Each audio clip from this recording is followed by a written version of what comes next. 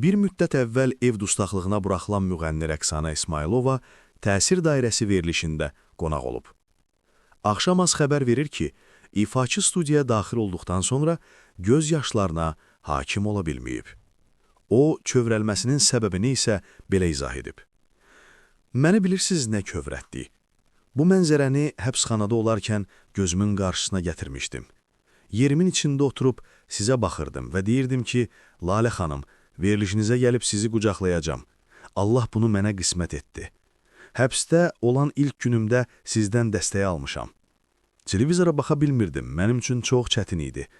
Lalə Azərtaşı efirdə gördüm, amma eşitdim ki, başqa mövzulardan danışırsınız. Sonra mənə dedilər ki, Lalə sizdən danışır. Televizora kökləndim və gördüm deyirsiniz ki, Rəqsanəni 4 övlad gözləyir. Ədalətli bir qərar çıxacaq və övladlarının yanına qaydacaq. Uzandım yerimə və bu anı xəyal etdim.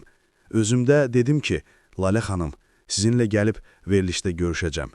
Həqiqətən də Allah bunu mənə nəsib etdi. Həbsdə olanda hər gün səcdədə olmuşam. Günlərlə Allahımla danışmışam. Yemək-içməkdən, insanların arasında olmaqdan bəlkə də elə bir məqam olub ki, Allahımı unutmuşam. Və Allah həbsi yaşatdı ki, məni unutma.